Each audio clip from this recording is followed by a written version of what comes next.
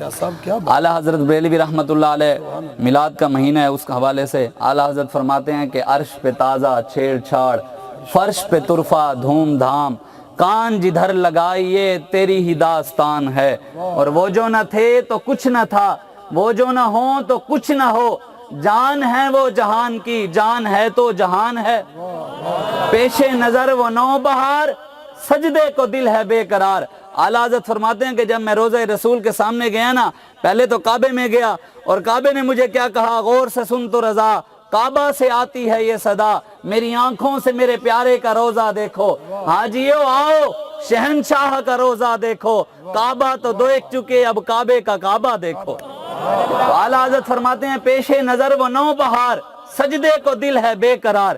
اعلیٰ حضرت فرماتے ہیں جب روضہ رسول سامنے ہوا تو میرا دل یہ کر رہا تھا کہ سجدے کروں، لیکن آگے آپ ارشاد فرماتے ہیں پیش نظر وہ نو بہار، سجدے کو دل ہے بے قرار، ارے روکیے سر کو روکیے، ہاں یہی تو امتحان ہے، اور خوف نہ رکھ تو رضا ذرا، تو ہے عبد مصطفیٰ، تیرے لیے امان ہے، تیرے لیے امان ہے۔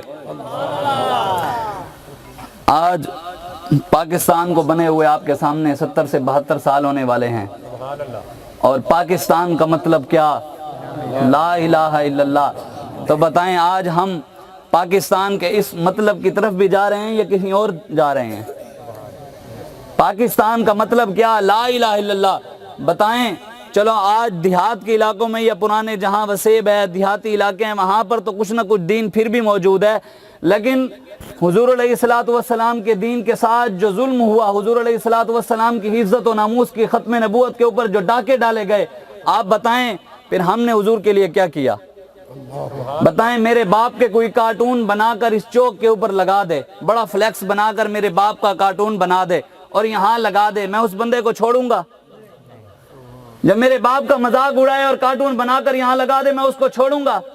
بتائیں آپ کے نبی کے خاکے بنے، حضور علیہ السلام کے کارٹون بنا کر انگریزوں نے نیٹوں پر چھوڑ دیے، ہم نے اپنے نبی کے لیے کیا کیا؟ حضور علیہ السلام نے تو ساری زندگی آپ کو اور مجھے یاد کیا، آپ کے چہرے سلامت اور میرا چہرہ بھی سلامت حضور کی وجہ سے ہے۔ وَجَعَلَ مِنْهُمُ الْقِرَدَةَ وَالْخَنَازِيرَ وَعَبَدَ الطَّاغُوتَ۔ اللہ فرماتا ہے پہلی امتیں ایک گناہ کرتی تھی، ہم نے خنزیر کی شکل بنا دی، باندر کی شکل بنا دی، خون کا عذاب آ گیا، پتھروں کا عذاب آ گیا، عذاب آئے، لیکن آپ کے چہرے کون سا کرتوت ہے یار، آپ نے اور میں نے نہیں کیا، لیکن پھر بھی ہمارے چہرے سلامت کس وجہ سے ہیں؟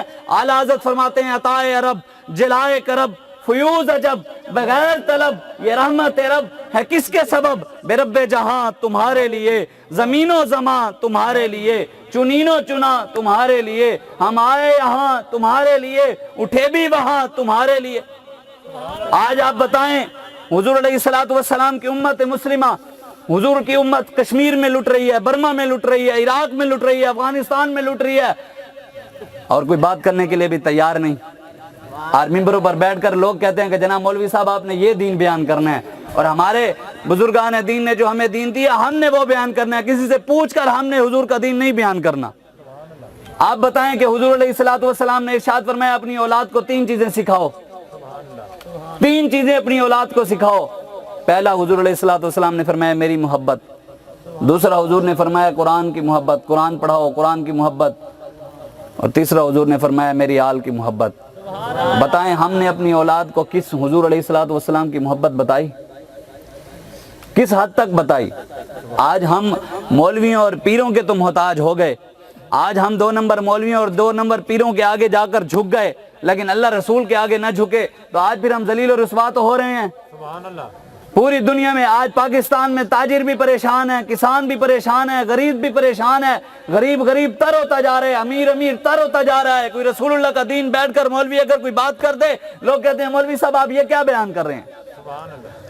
آج کشمیر کے اندر قیامت گزر گئی، کشمیر کی بچیوں کو وہ مسجدوں میں لے کر جا کر مسجد میں اس کے باپ کے اور اس کے بھائی کے ہاتھ پیر کاٹ کر مسجد کا سپیکر کھول کر اس بچی کے ساتھ زنا کرتے ہیں، اور مسجد کے سپیکر میں بچیاں پکارتی ہیں کہ کوئی ہے محمد بن قاسم کی غیرت والا، کوئی ہے صلاح الدین ایوبی کی غیرت والا، کوئی ہے نور الدین زنگی کی غیرت والا، کوئی ہے طارق بن زیاد کی غیرت والا، لیکن آواز آتی ہے نہیں بچیوں اب تو مسلمانوں کی غیرت مر چکی ہے۔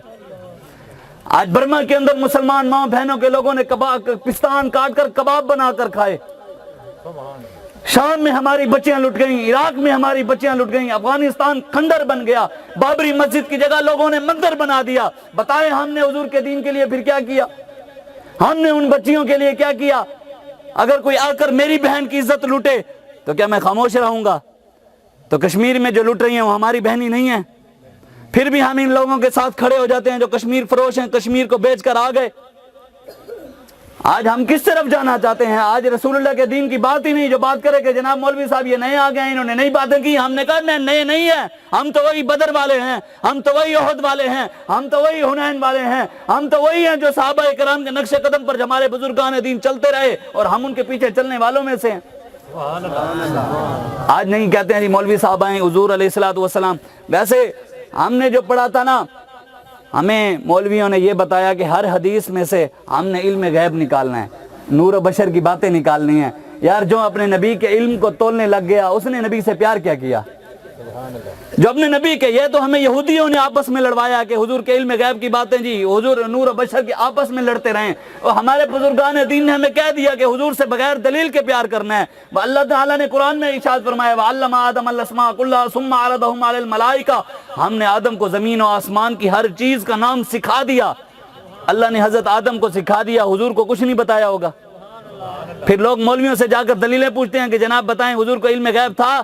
ہمارے بزرگان دین امام بصیری نے فرمایا حضور کے بارے میں دو باتیں نہیں کہنی، ایک خدا نہیں کہنا، دوسرا خدا کا بیٹا نہیں کہنا۔ اس کے علاوہ جتنی مرضی حضور کی شان بیان کرو، اللہ نے اپنے حبیب کو اسے کہیں شانہ زیادہ عطا کی ہے۔ اور امام بصیری فرماتے ہیں اللہ نے اپنی حبیب کی، اپنے محبوب کی شانیں ابھی چھپا کر بھیجی ہیں۔ اگر اللہ اپنے حبیب کی شانیں ظاہر کر کے بھیجتا نا تو بوسیدہ ہڈیوں پر حضور کا نام لیا جاتا تو وہ بھی زندہ ہو جاتی۔ آج بتائیں امت مسلمہ کو کہاں ہے؟ علامہ اقبال بھی روتا روتا ہوا گیا۔ علامہ اقبال کہتا ہے کہ آج مسلمانوں نے اللہ رسول کی غلامی نہیں اختیار کی، آج غیروں کی، کوئی حاکم کا غلام بن گیا، کوئی MNA کا غلام بن گیا، کوئی MPA کا غلام بن گیا، کوئی کس کا غلام بن گیا، کوئی یہودیوں کا بن گیا، کوئی عیسائیوں کا غلام بن گیا، اللہ رسول کا غلام نہ بنا۔ علامہ اقبال کہتا ہے ظالم تو جہاں میں بندہ محکوم تھا۔ اقبال کہتا ہے کہ جب بندہ دوسروں کی غلامی اختیار کر کے مر جاتا ہے نا، اس دنیا سے چلا جاتا ہے، تو قبر میں جاتا ہے، قبر روتی ہے، قبر روتے ہوئے کہتی ہے، قبر پکار اٹھی۔ اقبال کہتا ہے کہ ظالم تو جہاں میں بندہ محکوم تھا، میں نہ سمجھی تھی ہے کیوں میری خاک سوزناک۔ اقبال کہتا ہے قبر کہتی ہے اور تو میری قبر میں آ گیا، تو نے اللہ رسول کی غلامی نہ اختیار کی، غیروں کی غلامی اختیار کی، تو آیا ہے تو میری زمین کو آگ لگ گئی ہے، میری زمین جلنے لگ گئی۔ آگے اقبال کہتے ہیں تیری میت سے میری تاریکیاں تاریک تر۔ اللہ قبر کہتی ہے اوے غلام، اور تیرے آنے کی وجہ سے میرے اندر پہلے ہی اندھیرے تھے، لیکن تیرے آنے کی وجہ سے اور اندھیرے چھا گئے ہیں۔ تیری میت سے میری زمین کا پردہ ناموس چاک۔ اقبال کہتا ہے قبر کہتی ہے تیری وجہ سے میری زمین کی عزت خراب ہو گئی ہے، الحذر محکوم کی میت سے 100 بار الحذر۔ علامہ اقبال کہتا ہے یا اللہ، قبر کہتی ہے یا اللہ میری توبہ، اس غلام سے میری 100 بار توبہ، اے اسرافیل، اے خدائے کائنات، اے جان پاک، یا اللہ حضرت اسرافیل کو کہے سور پھونکیں، قیامت برپا ہو، اس بندے کو میری زمین میں سے نکالو۔